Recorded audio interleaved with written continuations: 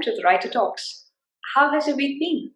Mine has been thrilling as I traveled vicariously to Haiti with the US Marines, watched things unfold on the Capitol Hill, witnessed exposés of internet fraud, and discussed the possibility of chips being embedded in high net worth individuals, the business tycoons. How? Thanks to my interaction with the perfect gentleman, former political journalist who worked at the Capitol Hill and at the White House for nearly 13 years, former head of corporate communications at Cisco, consulted for tech and entertainment companies, founder of an internet safety group involved in exposing illegal gambling, such as the sketchy sweepstake cafes, and most importantly, a prolific writer who has authored numerous open editorials and short stories besides his exciting, soon to be published novel, The Auction. Tom Galvin, all the way from US. Tom is one of the most encouraging mentors on the writing community on Twitter, and he's also one of the most exciting people to talk to. In the second part of my conversation with the prolific writer Tom Galvin, watch him discuss his engaging, soon to be published novel, The Auction. Besides sharing the reason behind his choice of a female protagonist, Sasha, Tom also speaks about the exposés he has helped uncover, the writers he adores, and does an exclusive book reading from The Auction, a novel that critiques the perils of materialism and, to quote Tom himself, navigates a ruthless world in which young people are bought and sold like stocks, the elite protected and the poor forgotten or worse. Unquote. But before that, please like, share, and subscribe to the Writer Talks. Show your support by getting in more subscribers so that we can continue such literary engagement with brilliant writers from across the world. Do write in your thoughts and suggestions in the comment section below. I do hope you enjoyed watching Tom in the first part. Let's continue to watch him discuss all of these and more in the second part of my conversation with him. Until next week, write, hone your technique, pursue your passion. Take care. Ahoy!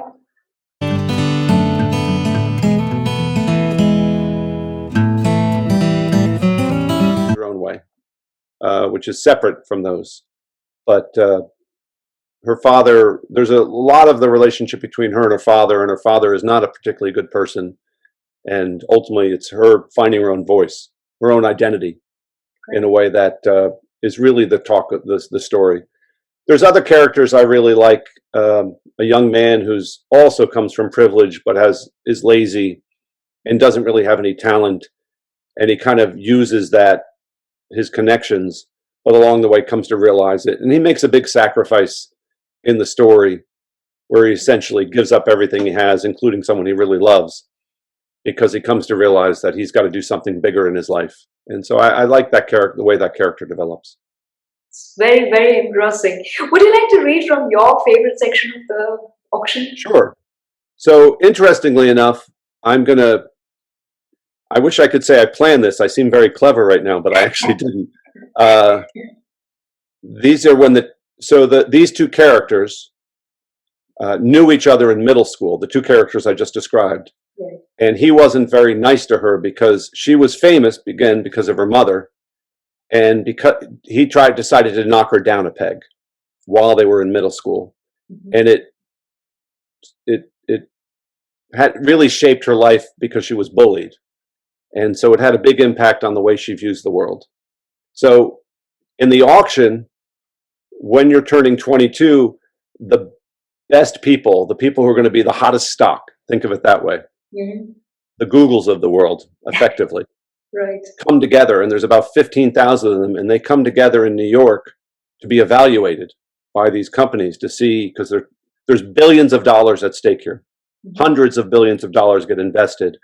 So these companies want to see these people up close. They want to interview them and analyze them, spy on them.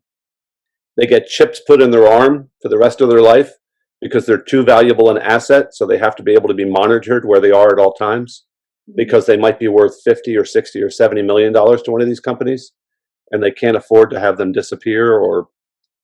So there's a whole crew of people who are designed to keep them safe, but not because they much care about them, but just because they're an asset. So they're all in the start of the story, this is in the first several pages of the book. These two people are in New York for their auction where they're essentially going to be scrutinized. And she hasn't seen him since 8th grade because he moved away shortly after this. So that's the start of this. So Sasha is the main character, and Avery is the young man who kind of terrorized her a little bit. So it starts with her sitting down with another friend, Jason. "Thanks for saving me a seat," Sasha said as she stared at the stranger. The blonde-haired man smiled. "You don't remember me, do you?" Sasha frowned. She didn't like being put on the spot. Then she saw it, around his eyes and the way he smiled. It wasn't a pleasant discovery. "Avery? It's been a long time. 8th grade." Sasha's stomach seized as she transported back to middle school, eagerly awaiting outside the school's entrance for her celebrity crush to swing by to say hello. Unlike most 13-year-olds, she'd actually met her crush. Her father had introduced the YouTube singing sensation to her at a fundraiser. Perhaps Sasha mentioned it too many times in the school cafeteria. 2 days later, she had received a text from the 14-year-old object of her admiration. Before leaving Los Angeles, he wanted to see her again. Could they meet at the school? She waited, wearing her best dress and a bit too much makeup for the 3 p.m. date. By 3:10, she was antsy. 10 minutes later, she repeatedly checked her device for a message. By 3:30, she couldn't help it. She typed, "Where are you?" Her device beeped immediately with the answer, "Behind you." She turned to find Avery, his girlfriend, and a dozen others laughing at her. Another girl, a supposed friend who Sasha had warned against dating Avery, smirked and put her arm around him. Avery held his device, recording Sasha's humiliation. Within days, the video spread from her school to sites that mock celebrities. Nearly a decade later, the video is still online. A stinging buzzed in Sasha's throat at the memory, the shame. Avery's family had moved shortly after, when his mother was named CEO of a Michigan-based pharmaceutical company. The girl? After Avery left, she tried to worm her way back into Sasha's life, but she'd learned her lesson. Keep everyone at arm's length, and they can never hurt you. "Don't you love this?" Avery interrupted her flashback. "The Combine is live on CNBC right now. I feel like a stud athlete about to be drafted." "I'm not sure CNBC is here for you," Sasha responded. Ignoring the insult, Sasha focused his attention on Jason. "You must be a big deal here to earn an auction invite." Sasha blurted out hotly. "He's a professional e-gamer." "What game?" "Basketball. I play on a minor league E-League team based in Philadelphia." Avery raised an eyebrow. "Guess the bum leg you have held you back from the real thing." Jason placed his hand on Sasha's wrist. He knew her so well, he could sense she was about to jump out of her seat. "Car accident in high school messed me up. It's not all bad. The 76ers are talking to me about joining an NBA esports team." Sasha's face was blank. "Where did you move to, Avery?" "Outside Detroit. My mom and dad grew up there, so it was a homecoming. It took so long to get used to the cold weather." He sighed. "I miss LA." Good, Sasha thought. Avery's device beeped, signaling his next interview. As he stood, he offered, "Maybe the three of us can have dinner tonight." "We'll get back to you on that," said Sasha. And I'll stop there. So it's the introduction of two characters who will be very important throughout the story. Right. Brilliant. I mean, it's so engaging. Oh, thank you. Reads very smoothly and very interesting at the same time. Was it a conscious decision on your part to have a female protagonist? It was. Not for any political reason or things that you might think. Mm-hmm. I just wanted to. I wanted it to be where it was a young woman trying to make her way. I have 3 daughters, so I'm probably shaped in some respects by that. I also have 2 sons, so I could have easily have done it that way, I guess. But it was meant to be. I'm trying in the story to try to defy sometimes people's bias or assumptions. Mm-hmm. So very candidly, at the opening, the doctor is a female, the man is a nurse. And in the United States, that's more and more common, but 20, 30 years ago, it wasn't. So there was an effort to try to zig when other people zag, I guess, a little bit and make a point, but not because I was trying to make a political point. I just wanted to be different, a little bit different on that front. Mhm. And it was easier with Sasha for the reality show to make her a woman. And if all these people are being judged on something that really has less to do with their worth, meaning their value, and it's just about their financial, I think it was easier to make it a female to buy into this idea of a young, attractive female somehow has value just because she's young and attractive, as opposed to who she is. Right. So I felt it was important to make Sasha who she was. Very interesting. As you were speaking about the auction, it occurred to me, especially when you were talking about chips being embedded, and you founded an internet safety group as well, isn't it? I've read that you managed to expose illegal gambling, the sweepstakes cafes, and at the same time you've also cautioned about how easy it is for cyber criminals to defraud anybody, from the young to the elderly. Would you like to speak about that? Sure. When I left journalism, and after I worked for Cisco, I went to work for a company called VeriSign, Mhm. which was deep into cybersecurity, and this was in the early 2000s. And I began working with a group called iSafe, which at the time was trying to keep young teens safe on chat rooms so that you didn't have older people coming on them and pretending to be younger to lure them. Right. So we were doing things where it would identify your age, or at least your age group.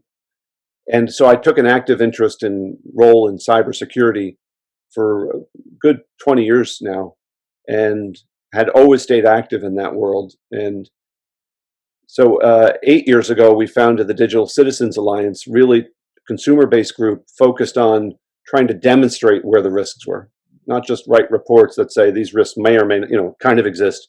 Mhm. We would do stings. For example, we did a lot of work looking at, and we still do this, looking at the ease in which you can buy prescription painkillers online. So we filmed a 15-year-old boy, who may have been my son, talking to an online drug peddler, essentially saying, I'm 15, I want to buy oxycodone, I don't have a prescription, and I'm using my dad's credit card. Mhm. And the only thing the person said back, so what's the credit card number? Oh. So we've done work on that. We've looked at fake drugs, essentially counterfeit drugs. We looked at stolen credit cards. We've done a lot of work looking at how easily these things can be purchased online, especially on digital platforms, and the importance of those things becoming harder, and there being a greater level of responsibility among these folks, these companies, to do a better job of making sure consumers can stay safe. So it's been very rewarding, and we've been doing it for about 8 years. No, that's really nice, and it's very important that more and more people are aware of such things, isn't it? And that's one way to be secure. Exactly. Yeah, we do a lot of consumer awareness. Given the prolific number of adventures that you've been part of, I'm sure, and all of them one riskier than the other, I'm sure you must have had to run into some really tricky, dicey moments. How did you manage those threats or those dangerous moments? Yeah, I mean, I don't want to overstate the threats. There was a couple sketchy moments in Haiti, and I had a gun pointed at me, that type of stuff, by a Haitian soldier.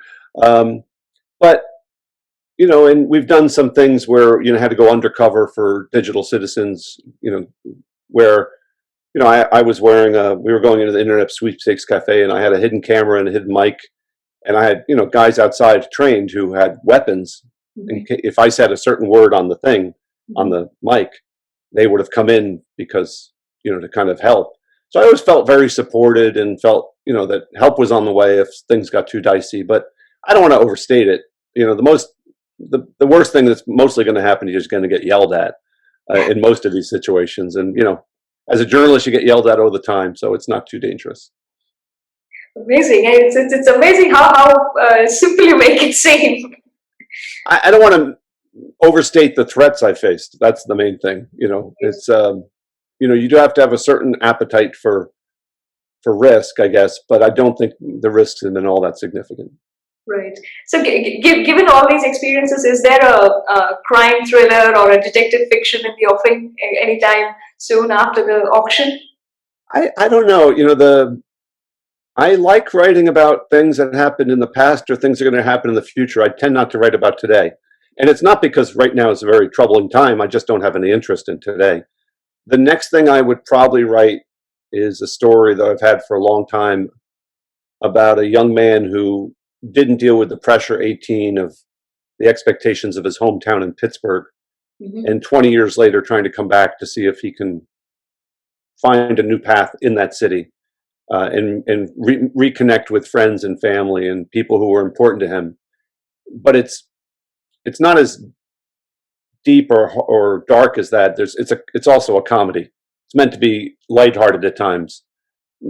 Not it's meant to be somewhere in between those two things. Right. And that's kind of set in about 1991. So I like the idea of, frankly, going as someone who's been involved in technology for 20 something years now. The idea of going back to a time before the internet, I think, would be a lot of fun to write about that. True. It's like a completely different world altogether. Yeah, it really was. As someone who lived in it, you know, it's trying to explain that to my children sometimes how different things were. The only thing is you can't say that too many times. You start to sound like Grandpa saying, "Back in my day." Right. So Fair enough. What are you reading presently? And who are your favorite writers? I really love John Grisham. I have a eclectic mix. I really like the way he writes in a very accessible way. Hmm. So I really like, especially the early John Grisham. I love history. So William Manchester, I find to be was a brilliant writer. So I love William Manchester, Hmm. and I really like economic history. Believe it or not, I find understanding. I think if you read economic history, you learn so much about the principles and values of a society at that time. Right. So I like reading a lot of economic history. That's interesting. And do you read any poetry or short story or? I do. I like to read Irish poetry. It kind of brings like I said, I'm of Irish origin, and I find that I can connect with my Irishness through poetry more than anything else. Reading? The thing I do find hard, and I don't know if other writers find this, but I find it really difficult to read a fiction book while I'm writing fiction. And it Why goes is back that? to my journalism days. When I would cover a story, let's say there was an event on Capitol Hill, Mhm. and I covered it and I came back to the office, if I read the Associated Press or Reuters story Mhm. before I wrote my story, I would struggle not to just rewrite their story because in my head I got it. Right, I, right, right. I would have to write my story and then I might check theirs to see, did I miss something? Is there anything that someone else got that I forgot about? But I find it difficult to remain like independently creative if I'm in someone else's world at that moment. Right. So that's just process. I know everyone has different process, but I have a tricky time now. I'm done with the auction, and now I'm just going through the publisher process with that. So I can read now, but when I'm in deep in the middle of it, I can't read other fiction. I'm afraid it'll just seep into my work too much. Right. So when is the auction getting published? I'm in the process of going through the publisher, a publisher now, and from that point, it'll take 6 to 9 months. Okay. So longer than I wish, Right. but mid to late 2021. The one thing, anybody who's writing a novel, the other thing is you think it's done and you're going to get published, unless you put it on Amazon right away, and that's a perfectly Okay. good thing to do. But if you go a publishing route, it takes 6 to 9 months because there's so much work that has to be done in prep, and then in trying to pre-game it and get to reviewers and all the elements that try to make for a successful launch. Right. Fair enough. Yeah, it does. It is time consuming. The mainstream publishing does Yeah. move rather slowly, isn't it? Yeah, the thing I ask questions on writing community a lot on Twitter, which Right. is such a wonderful, beautiful community. It's I think the nicest part of Twitter. So supportive and open to people. And I'll ask, what's the hard, what's the thing that you didn't know would be so time consuming or hard? And almost every writer will say the writing's easy, the marketing is hard. The Absolutely. business side of books is really hard. Speaking of which, you're one of my earliest connections on the writing community, and you've been so, so immensely supportive. Thank you for that. Oh, absolutely. How do you manage to engage with, you have what, 22,000 odd followers, and how do you manage to engage with them? And almost unfailingly, every day I see these really intriguing, very thought provoking, probing questions about one's craft and the opening chapter. Your questions are always, always interesting. Well, thank you for that. I put some thought into those. Primarily, I do it because we're all writers and we all have our process and we're all different, but we're all, no writer's ever done. We're always learning. And we have this huge community that early on, I realized, I'm learning from them. I hope I can share some ideas. But to the extent that we can get people talking about writing and process for anyone who's never done it before or is intimidated by it, the main thing I honestly try to do on Twitter is reduce the level of intimidation that a new writer, someone who's 22 years old and maybe saying, hey, I'd like to start writing, but I'm afraid what people might think, or I'm afraid to call myself a writer.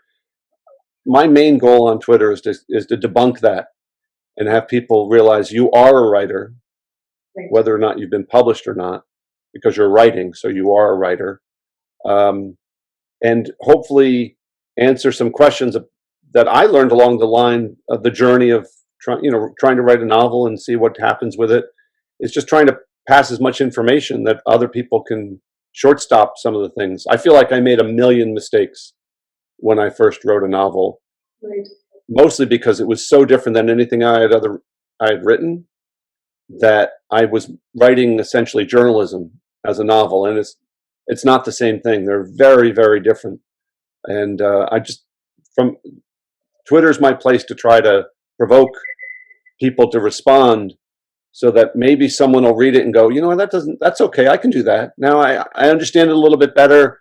I can skip a couple steps. I don't have to go to stumble as much, and hopefully get them on their path to being deep into writing, and then they can pass on information to other people. Absolutely. No, there is much to learn, and especially from the writing community. In fact, to be very frank, after I read, when you put up this, stop putting up aspiring to be a writer, I actually went and made that change. Oh, that's great. I edited my profile and I put up writer. Yeah, well, I think that's wonderful. I'm glad to hear that. Thank you for that, by the way. That makes me really happy to know. Thank you for letting me know that. And what has been the best compliment you've received so far, both as a political journalist and as a writer? Well, they're different for sure. The best compliment I got as a journalist was being yelled at by both sides, because that meant, okay, I'm doing my job right, because no one's ever completely happy. I had a tendency as a journalist to interview harder than I wrote. So people would read my story and go, oh man, I thought you were going to rip me apart in that story. You were actually kind of neutral and nice to me, or you were fair to me, when I thought, and I just viewed my job as to stress test.